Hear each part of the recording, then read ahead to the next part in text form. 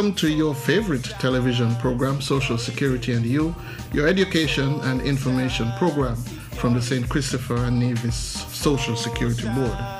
As this is our first program for the year, let me take this opportunity to wish all of our viewers, home and abroad, all the very best for 2013. For the past 2 years, we've talked, we've educated, we've informed. Many persons have commented in private and in public about the value of the television program. But exactly how much of the information has sunk in? To measure this, we took to the streets of Bastille to ask for people's views. Some said no, some said yes, and then changed their minds.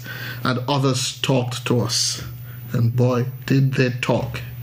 Here now are some of those excerpts from that street vibes that we had in St. Kitts. Well, one issue that really bothers me, now in light of the situation in St. Kitts and Nevis, persons would have made contribution while they were working to Social Security. Some of them, they're no longer working, not a choice of theirs, probably were laid off or whatever. I would like to see Social Security now in a position where they can give back to those persons once they apply, whether for 3 months until they get something to do in order for them to feed their family and themselves. Because, that's the cry you're hearing every day, folks not working because they get laid off and, they can't afford to buy food for their family. And I think this is one area in which Social Security might be able to help out this situation because they would have contributed, right? I don't know how you will work out the final thing. If they would have claimed for unemployment benefit and when they reach the age, how you will work out whatever. Okay, so currently we are offering something in the range of 26 benefits. What would you be prepared to give up in order to get the unemployment benefit? What will I be prepared to give up? Or would you be prepared to pay more? That 1% that we pay for housing levy, I think that should go towards Social Security and the health scheme. Correction though, the 1% is actually employment. The 3.5%, right. 3.5. So you want to see that go where? I want to see it go to Social Security to help and a health scheme benefit. But in some ways it's already going in the sense that we make a contribution of $100,000 US to health every year. You would like to see that stepped up or you want to see it per person sort of assistance? Per person assistance, and by using that, directing it in that channel, we'll be able to take care of our people better, right? Opposed to putting it into the housing scheme and everyone don't have a house, for argument's sake. With the Social Security and the health scheme, whether you're sick, you're unemployed, you will benefit from it. Thank you very much, sir. Can I ask you your name? Would you mind telling us your name on camera? My name is Junior Squapage. And your occupation? Well, I'm self-employed. My brothers and I, we owned 3B Centurion Security.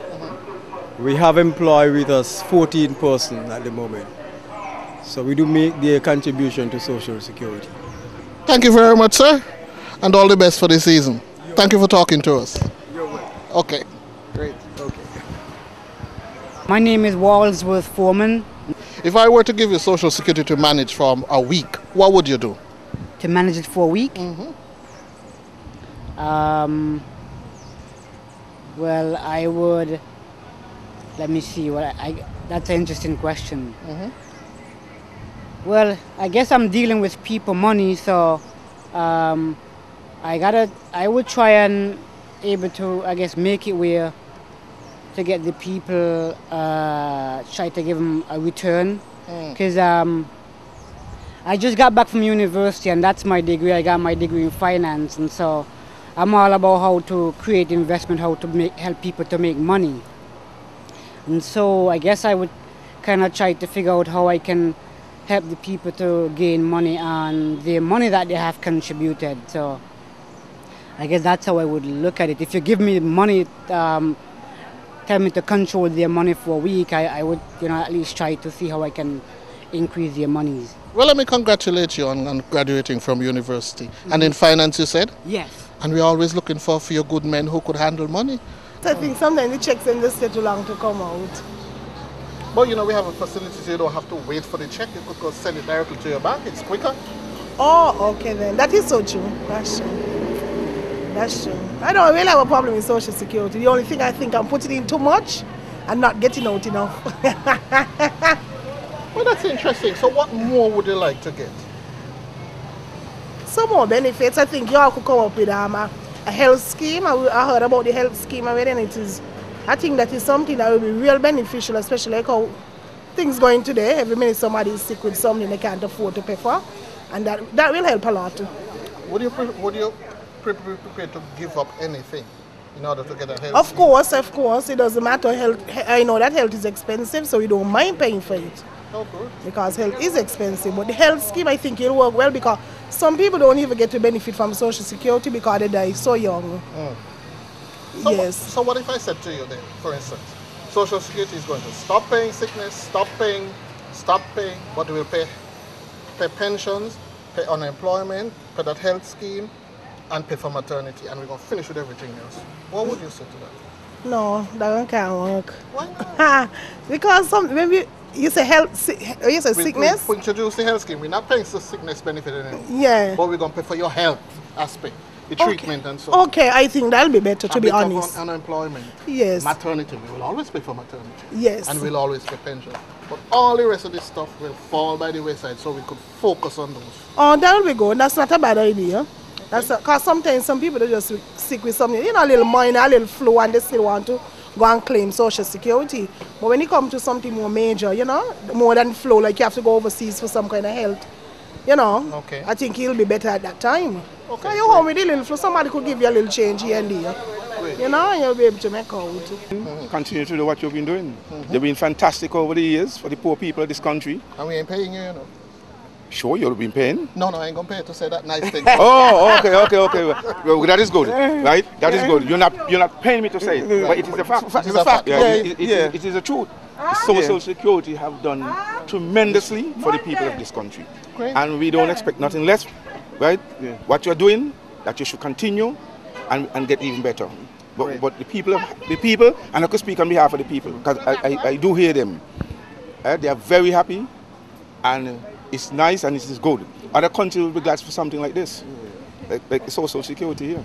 Thank you very much, sir. Yeah, and I had a little, but again, work with this morning because I was thinking about like how I work in the hotel. When you're sick, you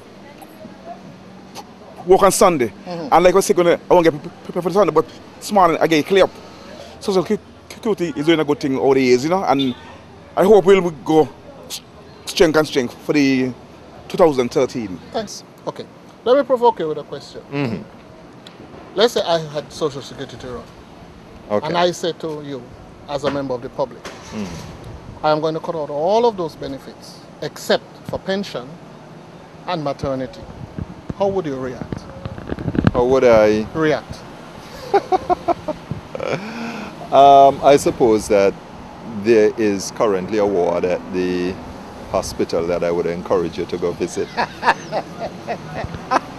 I'll need medication. You'll need medication. Would be an unpopular position. Yeah. But the pensioners will be happy. Pardon? The ladies will be happy. They'll get their maternity benefits. You who caused the pregnancy would get some benefits also. Plus, we need more people, young people in Social Security, because the population is aging. That is true. And that would be my solution. I will pay more for pregnancies and I will pay for pensions. So the very young, the preborn, and the very old. And some of the benefits that you would cut out, example? Sickness benefits, employment injury benefits, funeral grants. Okay. That would work if, the question is, if there is a national insurance scheme such as what you have in Canada. And then the question would always come up as to who covers that, how is it covered, is it going to just become a wholesale inefficient bureaucracy, or is it going to be meaningfully done? Should there be some form of a separate national insurance, and not just here medical insurance, but perhaps a national life insurance scheme? So perhaps it's a way to diverge some of the investments that Social Security makes to make it a bit more efficient. So rather than Social Security bearing all the costs and all the risk, perhaps a more divergent portfolio and bringing in other players perhaps can help to make the fund a bit more solvent. Okay. But to just say no, and we are cutting those things out, as I said again, there's a ward at the hospital waiting. So essentially what I'm hearing is say, you want to see greater universality in the benefits. Yes. And more of a balance. And so if you're going to take, you have to give a quid pro quo. Yes, right. Also, in terms of maternity benefits, when you consider what is happening in Europe right now, which is, for instance, support for greater maternity leave periods, as someone that works in education, we do know that the type of benefits to the long-term development of that child by being able to have an extended period with that mother during, perhaps as early as the first year. One of the things that I know, I think it's done in, I can't remember which of the European countries, but what they have is they actually have a 6-month maternity period, and then you can have an additional unpaid 6 months without losing your job. So in other words, a mother could decide to take a year off from work. They say the flip side of that is that it cuts down on the cost of government-run daycare.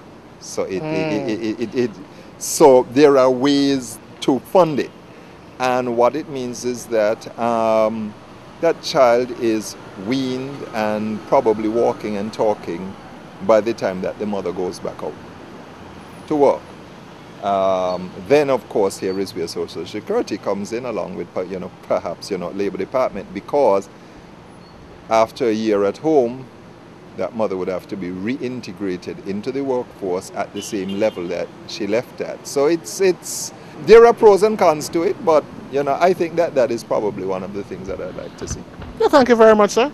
Pretty interesting ideas, wouldn't you say? And some of them, probably all of them, are worthy of further consideration. Thank you so much for viewing.